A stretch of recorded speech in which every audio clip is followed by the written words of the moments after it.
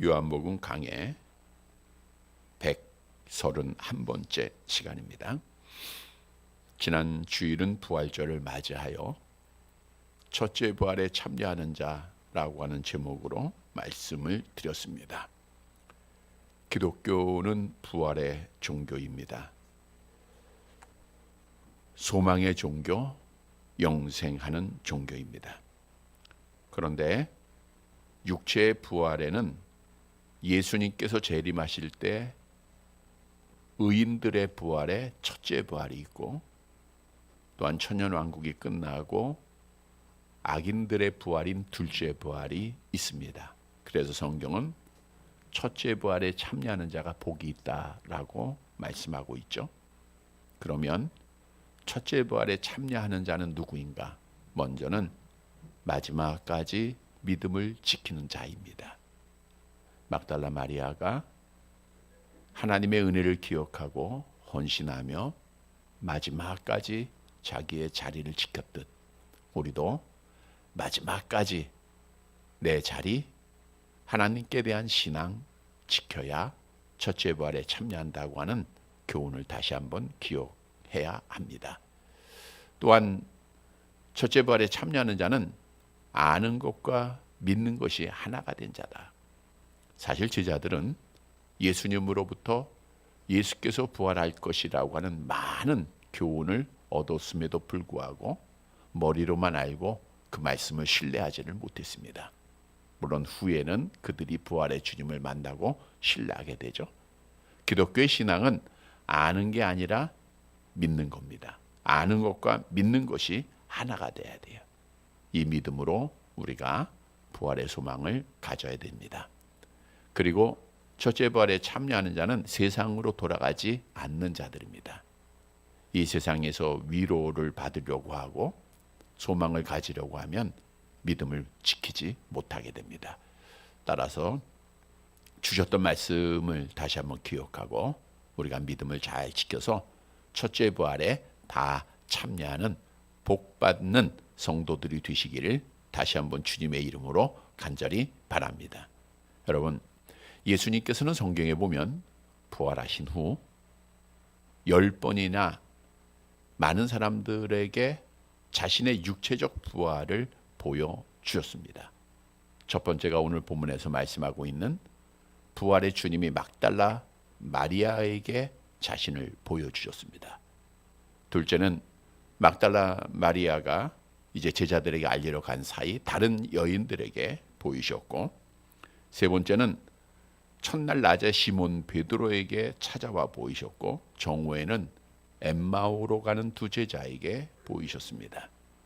저녁에는 마가의 다락방에 있던 10 제자에게 보이셨고, 또 일주일이 지난 후 11 제자에게 보이셨고, 열어난 후에 갈릴리 바닷가에서 제자들에게 보이셨고, 갈릴리에서는 제자들과 500여 성도에게 보이셨고, 또 동생 야고보에게 보이셨고, 그리고 마지막 10번째로 40일째 되는 날 예루살렘의 감람산에서 사도들과 여러 형제들에게 보이시며 하나님 나라로 승천하셨습니다.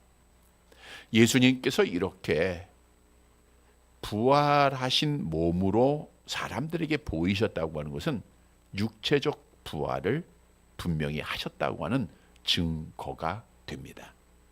기독교는 사람의 생각에 따라 믿는 것이 아니라, 사람들의 어떤 요구를 충족하는 것이 아니라 성경 말씀에 기초한 종교입니다. 성경은 분명히 예수께서 말씀하시기를 내가 곧 부활이요 생명이 나를 믿는 자는 죽어도 살겠다라고 말씀하셨고, 또 성경에 예수님이 약속대로 사흘 만에 부활하셨음을 믿고 있기에 우리는 그 말씀을 통해서 부활의 신앙을 갖게 되는 것입니다. 그런데 문제는 평생 예수를 믿고 교회를 다니고 하나님 앞에 직분도 얻었다고 하면서 이 부활의 소망이 흔들리는 자들이 있다는 거예요. 구원의 소망이 시간에 따라 흔들린다는 거예요. 아, 내가 이렇게 신앙생활해서 구원 받을까? 내가 말씀대로 행하지 못하는데 정말 죽으면 천국 갈 수 있을까? 내가 첫째 부활에 참여할 수 있을까라고 하는 의문을 갖게 된다는 거예요. 이렇게 우리에게 이러한 의문을 주는 자는 악한 마귀입니다. 우리의 믿음을 흔들리게 하고 하나님께로부터 거리를 멀리하게 하여 믿음을 실족하게 하기 위한 방법이에요. 여러분, 우리는 성경을 통해서 믿어야 돼요. 우리가 성경을 통해서 부활의 확실한 믿음을 가지고 소망을 가지고 우리가 생활을 해야 돼요. 만일 예수님이 죽음에서 부활하지 않았다고 하면 우리 부활할 수 없어요. 그러나 우리 예수님은 우리에게 첫 열매가 되셨음을 성경을 통해서 약속하지 않습니까? 우리 고린도전서 15장 20절에서 22절까지의 말씀 함께 봅니다. 그러나 이제 그리스도께서 죽은 자 가운데서 다시 살아나사 잠자는 자들의 첫 열매가 되셨도다. 사망이 한 사람으로 말미암았은즉 죽은 자의 부활도 한 사람으로 말미암는도다. 아담 안에서 모든 사람이 죽은 것 같이 그리스도 안에서 모든 사람이 삶을 얻으리라. 그리스도께서 첫 열매가 되셨다는 것은 그리스도 안에 있는 자들, 예수를 믿는 자들은 그리스도께서 부활하신 것처럼 계속해서 부활할 것을 성경은 분명히 우리에게 약속하고 있습니다. 여러분, 오늘 본문의 말씀은 막달라 마리아가 부활을 믿지 못했을 때 상태, 또 부활을 어떻게 믿고 부활을 믿었을 때 어떤 일을 했는가를 말씀해 주고 있어요. 그래서 오늘 설교 제목이 부활을 이라고 하는 제목인데, 우리가 부활을 다시 한번 믿고 확신하고 부활의 증언자들이 되시기를 간절히 바랍니다. 첫째, 대조로 부활을 믿지 못하면 통곡하게 됩니다. 슬퍼하고 울게 돼 있어요. 본문 11절 말씀을 볼까요? 함께 봅니다. 마리아는 무덤 밖에 서서 울고 있더니 울면서 구부려 무덤 안에 들여다보고. 예수님께서 부활하신 주일 새벽, 막달라 마리아를 중심으로 여러 여인들이 이제 예수님의 무덤을 찾지 않았습니까? 야고보의 어머니 마리아라든가 살로메라든가. 근데 이 여인들이 향유를 준비하여 예수님의 무덤을 찾았다가 무덤이 빈 것을 보고 누구한테 갔어요? 제자들에게 간 거예요. 베드로한테, 요한에게. 지난주의 말씀이죠. 요한에게 가서 알렸습니다. 그래서 베드로와 요한이 쉬지 않고 예수님의 무덤 앞에 달려왔고 빈 무덤을 보고 그들이 집으로 돌아갔어요. 근데 오늘 본문에 보니까 마리아는 무덤 밖에 서 있었다라는 거예요. 여기서 서다라고 하는 단어가 과거 완료형인데 과거로부터 지금까지 서 있다라는 거예요. 그러니까 막달라 마리아는 제자들에게 가서 알리고 다시 와서 그 순간부터 지금 이 순간까지 다른 제자들은 집으로 가고 여인들도 다 떠났지만 막달라 마리아는 홀로 예수님의 빈 무덤 앞에 서 있었다는 거예요. 그런데 서서 뭐 했어요? 울고 있었어요. 울면서 서 있는 거예요. 여기서 울었다는 것은 그냥 속으로 흐느끼는 그런 정도가 아니라 원문에 보니까 대성통곡하다라고 하는 뜻이더라고요. 그러니까 큰 소리로 대성통곡하면서 그 무덤 앞에서 그것도 계속해서 울고 있는 거예요. 여러분, 막달라 마리아가 왜 이렇게 슬퍼하며 대성통곡하며 울고 있었습니까? 왜 그래요? 예수님의 시체가 없어졌기 때문에. 다시 말하면 막달라 마리아가 예수님의 부활을 믿지 못했기 때문입니다. 당연히 막달라 마리아가 예수님의 부활을 믿었다고 하면 기뻐했겠죠. 부활을 믿지 못하니까 우는 거예요. 슬퍼하는 거예요. 애통하는 겁니다. 우리에게 주는 교훈이 부활을 믿지 못하면 누구라도 대성통곡하며 슬퍼하게 된다는 사실입니다.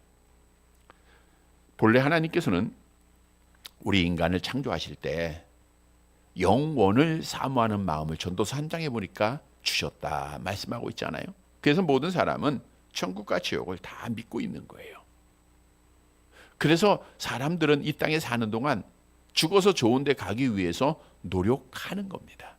선한 행위의 업도 쌓아보기도 하고 많이 배워보기도 하고 권세도 가져보기도 하고 고행의 길을 가보기도 하고 수련도 쌓고. 그러나 모든 사람이 죄인이었기에 하나님의 영광에 이를 수 없듯 우리 인간의 노력으로는 결코 하나님에게 도달할 수가 없어요.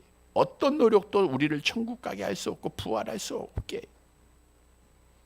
죄인들이 영생하는 길, 죽은 자가 살아나고 부활할 수 있는 유일한 길은 예수를 그리스도로 믿는 겁니다. 예수님 말씀하잖아요. 내가 길이요 진리요 생명이니 나로 말미암지 않고는 아버지께로 올 자가 없다 그랬어요. 성경도 죄인이 의인되는 길은 예수를 믿음으로 된다라고 우리에게 말씀하고 있죠. 로마서 3장 24절입니다. 함께 봅니다. 그리스도 예수 안에 있는 속량으로 말미암아 하나님의 은혜로 값없이 의롭다 하심을 얻은 자 되었느니라. 그래서 예수를 믿고 의인되고 하나님의 자녀되고 끝까지 지난주에 말씀드린 대로 믿음을 지킨 자들은 몇째 부활에 참여해요? 첫째 부활에 참여하는 거예요.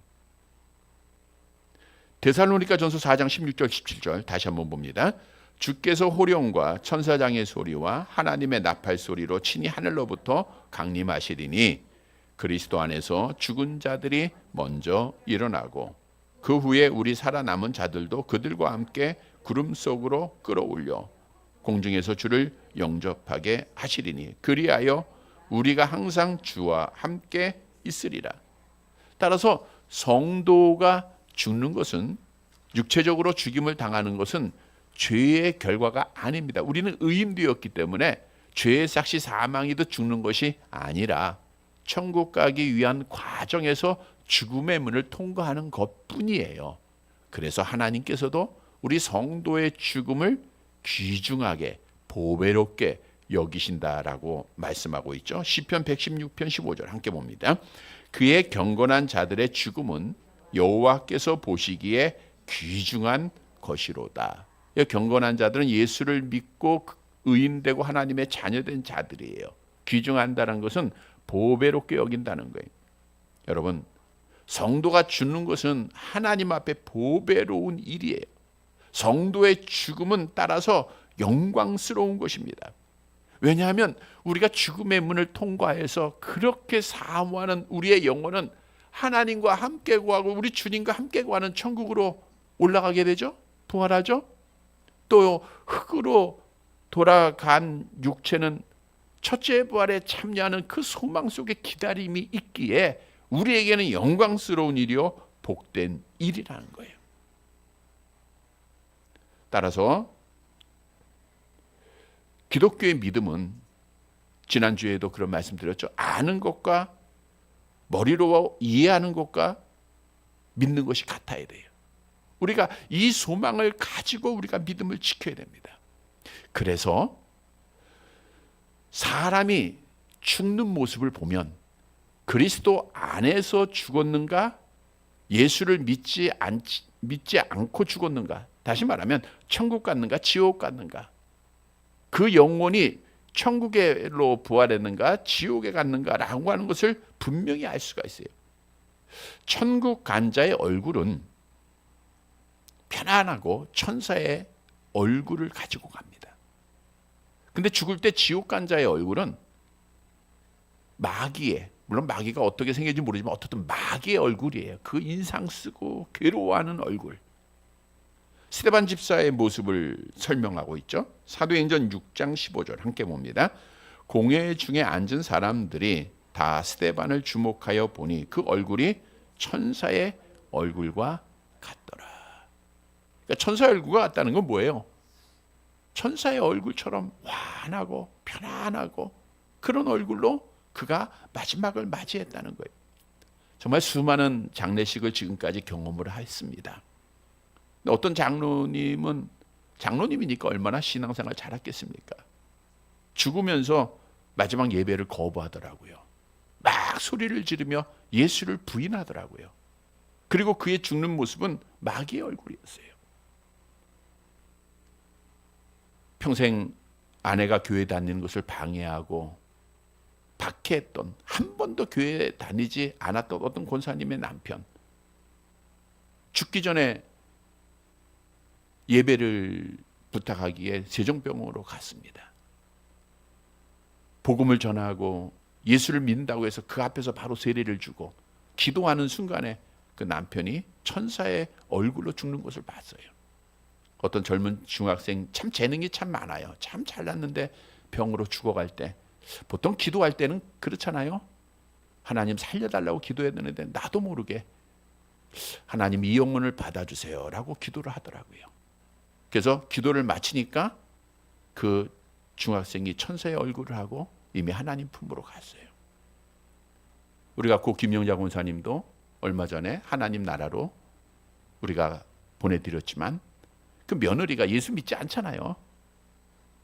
그 입관의 모습을 보고 처음 저한테 와서 한 말이 우리 어머니 천국 갔어요. 왜 그러니까 천사의 얼굴이 편안히 죽었다는 거예요.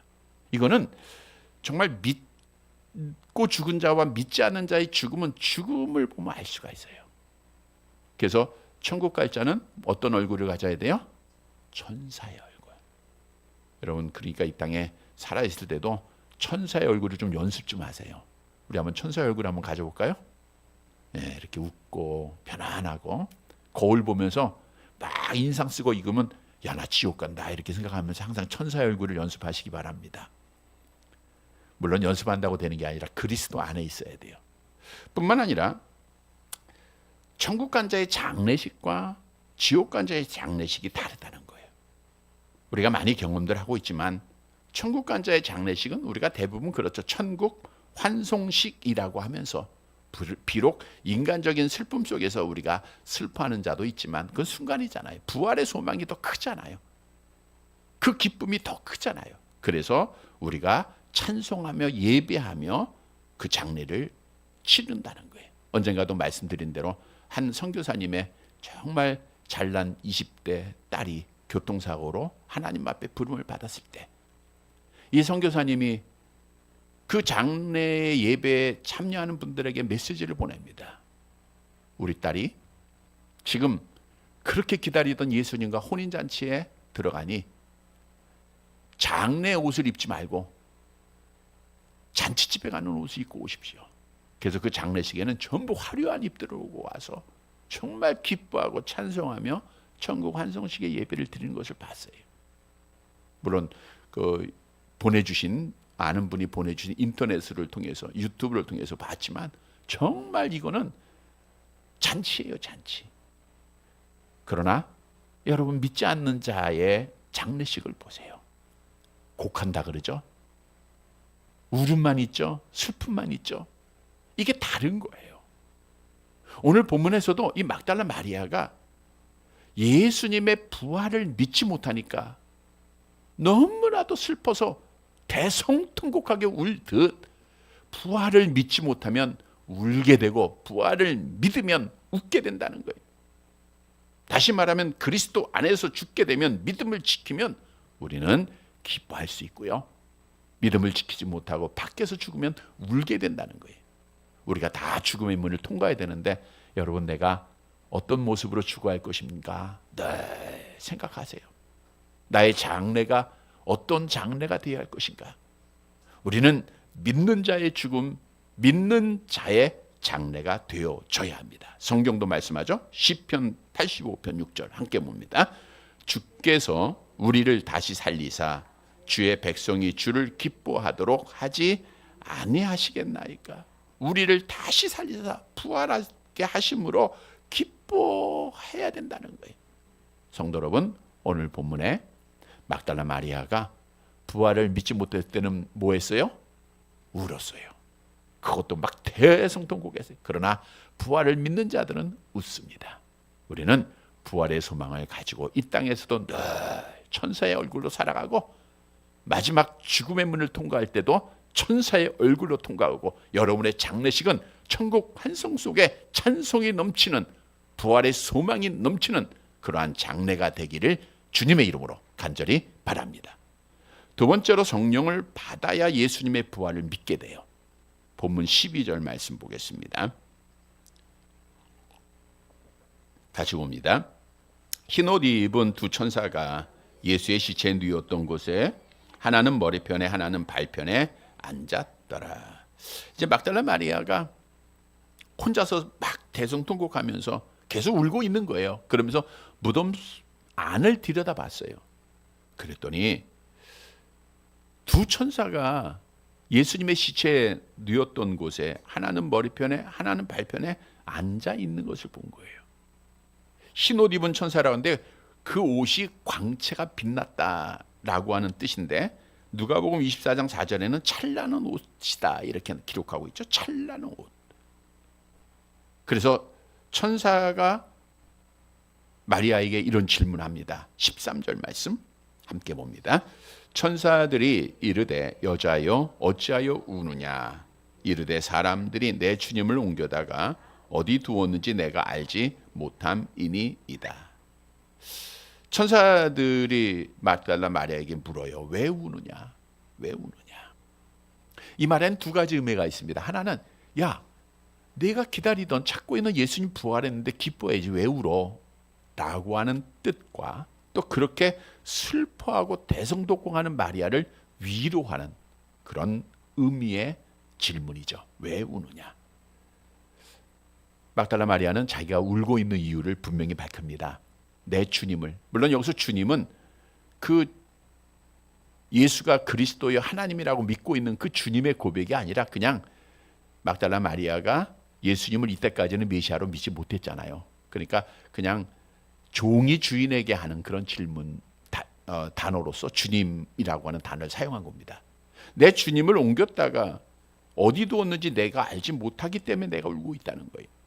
그런데 이렇게 천사와 대화하고 있는 도중에 뒤에서 인기척이 느껴져요. 본문 14절 함께 봅니다. 이 말을 하고 뒤를 돌이켜 예수께서 서 계신 것을 보았으나 예수인 줄을 알지 못하다.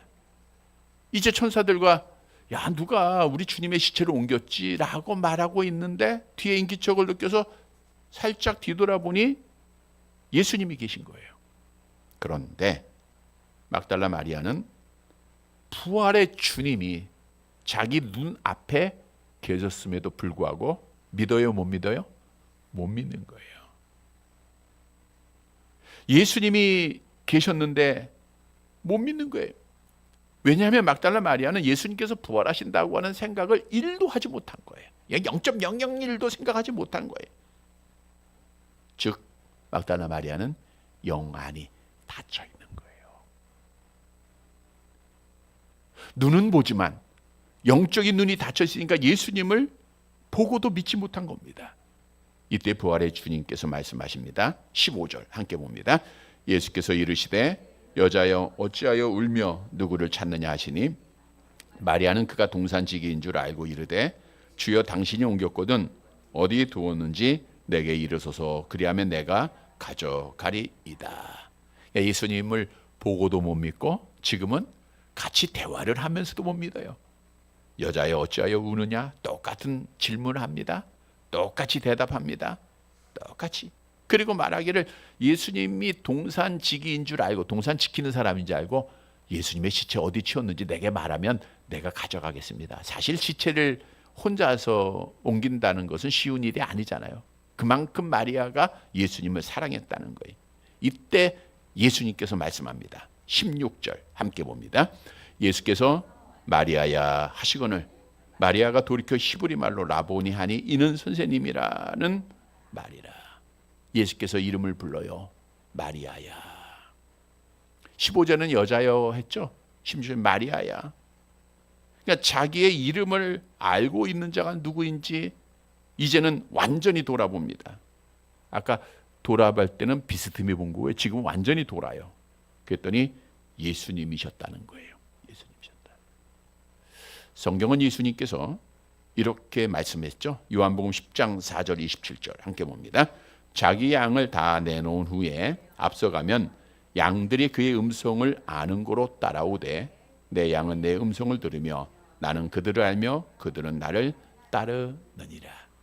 막달라 마리아는 예수님의 양이었기에 하나님 앞에 택함 받은 자였기에 이름을 부를 때 예수님을 믿게 됩니다. 그래서 완전히 돌이켜서 예수님 앞에 라보니 선생님, 그러니까 예수를 이때 부활하신 것으로 그리스도로 믿게 되었다는 거죠. 이때 다시 말하면 영안이 열린 겁니다. 여러분 똑같은 장소, 똑같은 시간이에요. 영안이 닫혔을 때는 부활의 주님을 믿지 못했고요. 영안이 열리니까 예수님이 보여요. 부활의 주님을 믿었다는 거예요. 그래서 오늘 본문에서 우리에게 주는 교훈은 영적인 눈을 떠야 부활의 주님을 믿게 됩니다. 우리가 아무리 좋은 눈을 가지고 2.0 가지고 있다 할지라도 영안이 닫혀 있으면 주님을 못 봐요. 못 믿게 됩니다. 그러면 영적으로 눈을 뜬다고 하는 것은 무엇을 의미하고 있는가? 본래 하나님께서는 우리 인간을 창조하실 때 영적인 눈을 뜬 상태, 즉 하나님을 알고 볼 수 있는 상태로, 교제하는 상태로 창조를 하셨어요. 그러나 잘 아는 대로 아담의 타락으로 우리의 영안이 닫혀버립니다. 로마서 1장 21절이 말씀하죠. 함께 봅니다. 하나님을 알되 하나님을 영화롭게도 아니하며 감사하지도 아니하며 오히려 그 생각이 허망하여지며 미련한 마음이 어두워졌나니. 그래서 모든 사람은 날 때부터 영안이 닫혀 있어요. 하나님을 알 수도 없고 부활의 주님을 볼 수도 없는 거예요. 우리가 부활의 주님을 믿지 못했던 예수님의 두 제자가 엠마오로 돌아가다가 예수님을 알아보지 못했었죠. 우리 누가복음 24장 16절 함께 봅니다. 그들의 눈이 가려져서 그인 줄을 알지 못하거늘. 예수님의 두 제자, 이 예수님의 제자들은 막달라 마리아보다는 더 예수님 앞에 친근하게 항상 따라다녔고 이적을 많이 받고 말씀을 들었고 배웠고 한 자들 아닙니까? 그럼에도 불구하고 그들의 눈이 가리워지니까, 영안이 닫히니까 부활의 주님이 옆에서 말씀하시는데 못 알아본 거예요. 마찬가지인 거예요. 예수님께서 밤중에 영생을 소망하는 니고데모가 찾아왔을 때 이런 말씀을 하셨어요. 요한복음 3장 3절 함께 봅니다. 예수께서 대답하여 이르시되 진실로 진실로 네게 이르노니 사람이 거듭나지 아니하면 하나님의 나라를 볼 수 없느니라.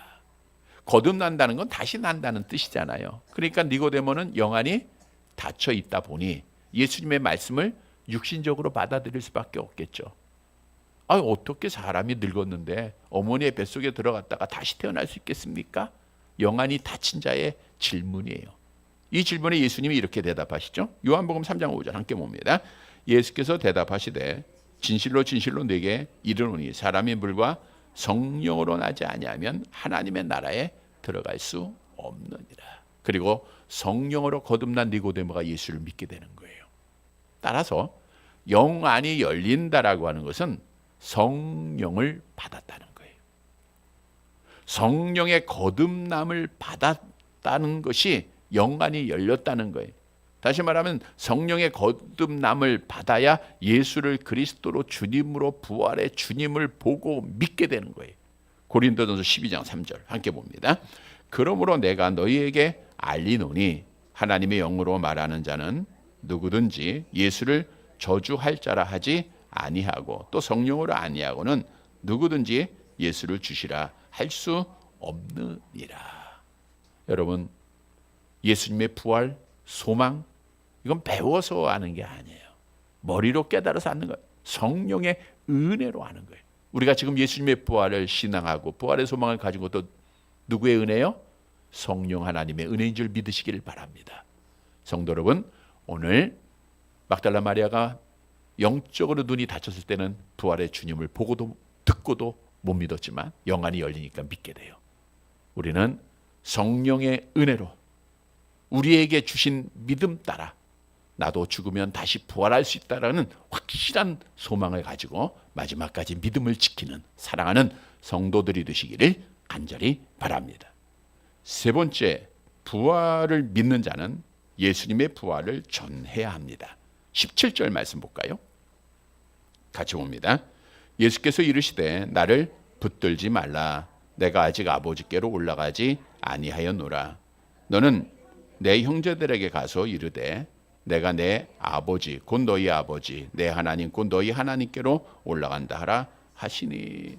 나를 붙들지 말라. 이 말씀을 잘못 해석해서 예수님은 영의 몸만 가지고서 잡을 수 없다라고 해석하는 자도 있는데 원문에는 그런 뜻이 아니라 이거는 손을 대지 말라 이런 뜻이 아니라 떨어지지 않게 붙잡아 매지 말라. 다시 말하면 강하게 만지지 말라는 거예요. 즉 마리아는 당시 예수님이신 줄 알고 붙잡았어요. 예수님의 손을 꼭 붙잡았죠. 근데 예수님께서는 이제 그만 그 손을 놔라 이런 말씀입니다. 그러니까 손을 붙잡았다는 것은 예수님이 육체적으로 부활했다고 하는 증거예요. 붙잡았는데 야 이제 그럼 손을 놔야 돼. 왜냐하면 말씀하시잖아요. 내가 아직 아버지께로 올라가지 않았다. 이 말은 지금 예수님이 승천하셔야 구원이 완성돼요. 왜? 예수님이 올라가시면 누가 내려와요? 성령님이 내려와서 우리의 영안을 열리게 할 거 아니에요. 우리 요한복음 14장 16절 함께 봅니다. 내가 아버지께 구하겠으니 그가 또 다른 보혜사를 너희에게 주사 영원토록 너희와 함께 있게 하리니. 성령이 내려오셔야 하기에 예수님은 하나님 나라로 올라가셔야 되는 거예요. 여러분 예수님을 만나 기쁨에 취한 마리아는 다시는 예수님을 놓치지 않겠다고 하는 심정으로 예수님을 꼭 붙들었지만 예수님을 다시는 만질 수 없는 상태에 부활하시고 승천하셔야 이게 내 손을 놔라 라고 말씀한 거예요. 그리고 예수님께서 마리아에게 부활을 믿고 있는 믿어진 마리아에게 명령을 내리죠. 내 형제들에게 가서 말하라. 여기서 형제들은 제자들입니다. 제자들에게 가서 말하라는 거예요. 무슨 말을 해요? 내가 내 아버지 곧 너희 아버지, 내 하나님 곧 너희 하나님. 여러분 예수님의 아버지와 나의 아버지, 예수님의 하나님과 나의 하나님은 동일하신 분인 줄 믿으시기를 바랍니다. 그래서 막달라 마리아는 주님의 부활의 주님을 만난 이후에 주님의 명령에 따라 어떻게 했죠? 18절 함께 봅니다. 막달라 마리아가 가서 제자들에게 내가 주를 보았다 하고 또 주께서 자기에게 이렇게 말씀하셨다 이르니라. 부활의 주님을 만난 막달라 마리아는 너무너무 기뻐요. 예수님의 손도 만졌던 막달라 마리아 확실한 증언을 가지고 합니다. 내가 예수님을 보았다. 우리 예수님이 부활하셨다. 이거 전한 거예요. 여러분 우리에게 주는 교훈입니다. 정말 내가 부활의 주님을 만지고 부활의 주님을 보고 부활의 주님을 믿는다고 하면 이 부활의 주님을 전해야 한다는 거예요. 예수님께서 부활하시고 승천하시기 직전 우리에게 마지막으로 명령한 말씀 너무나도 잘 알죠. 마가복음 16장 15절 함께 봅니다. 또 이르시되 너희는 온 천하에 다니며 만민에게 복음을 전파하라. 온 천하는 모든 세계고요. 만민은 모든 사람입니다. 저 사람은 되고 저 사람은 안 되게 아니라 모든 사람에게 차별이 없이 복음을 전하라는 거예요. 근데 여기서 중요한 것은 다녀야 된다는 거예요. 다니라는 것은 움직이라라는 거예요. 제자리에 가만히 앉아 있지 말라는 겁니다. 그래서 막달라 마리아가 가서 제자들에게 알리지 않았습니까? 물론 우리가 신앙하는 하나님은 무에서 유를 창조하신 전능하신 분이시기에 말씀 한마디로 택한 백성들 다 구원하실 수 있어요. 근데 하나님이 정하신 뜻은 먼저 믿는 자들을 통해서 택하신 자들을 구원하시기로 하셨다는 거예요. 그래서 우리가 부활의 주님을 믿고 소망을 가진 자들은 이 부활의 주님을 그리스도의 복음을 모든 사람에게 전하는 거예요. 누가 택한 자인지 알 수 없잖아요. 우리는 전하는 사명만은 가져야 돼요. 왜 그랬을까 생각해 보면 하나님이 우리에게 상을 주시기 위해서입니다. 여러분 하나님은 역사적으로 사람을 통해서 역사하셨어요. 모세를 통해서 이스라엘 백성들을 구원하셨죠. 사사시대 때 여러 사사들을 세워서 이스라엘을 구원하셨죠. 제자들과 사도들을 통해서 택한 자들을 구원하셨죠. 이 시대에는 누가 하나님의 뜻을 이룰 자인가? 바로 예수를 그리스도로 믿는 성령 받은 우리들인 줄 믿으시기를 바랍니다. 물론 우리가 복음을 전하라 이런 말씀은 너무나도 많이 들었고 또 앞으로도 계속 들어야 돼요. 식상해진 단어입니다. 설교하기도 어려운 거예요. 그냥 귀로만 듣고 잊어버리는, 그냥 이건 너무나도 안 해왔으니까 그냥 잊어버리게 되는 단어일 수도 있어요. 여러분 우리는 그래도 가야 합니다. 갈 때 움직일 때 기적이 일어났어요. 언약궤를 맨 제사장들이 가만히 있었으면 기적이 없어요. 그 물이 모맥시계에는 쳐서 넘치잖아요. 뚝을 넘쳐가는 그걸 보면서도 말씀의 수중에서 갈 때에 요단강에 물이 말랐습니다. 여리고성이 그 말씀의 순종에서 돌았을 때에 에스더가 그 죽으면 죽으리라고 하는 신앙을 가지고 왕에게 나아갔을 때에, 베드로가 말씀에 순종해서 그물을 던질 때에 이 모든 것이 행함을 통해서 이루어졌다는 거예요. 그래서 우리가 이제는 다녀야 돼요. 이게 주님의 지상 명령입니다. 부활의 주님을 만난 자들, 그 부활의 소망을 가진 얼마나 너무 기쁘고 좋습니까? 이거 우리가 전해야죠. 성경도 너희가 성령으로 거듭났으면 하나님의 복음을 전해야 할 것, 사도행전 1장 8절에 분명히 말씀하고 있죠. 그래서 성령을 받은 제자들은 나가서 복음을 전했습니다. 사도행전 2장 36절 함께 봅니다. 그런즉 이스라엘 온 집은 알지니 너희가 십자가에 못 박은 이 예수를 하나님이 주와 그리스도가 되게 하셨느니라. 그런데 여러분, 중요한 것은 전도에는 기회가 있다는 거예요. 돌아서서 후회할 때가 많죠. 내가 전할 걸, 말할 걸, 예수를 정말 자랑해 볼 거라고 하는 기회가 너무나도 뒤돌아서서 후회했던 경험들이 많을 겁니다. 그래서 성경도 말씀합니다. 고린도후서 6장 2절 함께 봅니다. 이르시되 내가 은혜 베풀 때에 너에게 듣고 구원의 날에 너를 도왔다 하셨으니 보라 지금은 은혜 받을 만한 때요, 보라 지금은 구원의 날이라. 그래서 때를 놓치지 말고 전해야 됩니다. 물론 가장 중요한 것은 행입니다. 보이는 모습이에요. 우리가 부활의 주님을 만났다고 하면 우리의 소망은 어디에 있어요? 하나님의 나라에 있잖아요. 그러니까 우리의 자랑은 뭐가 돼야 돼요?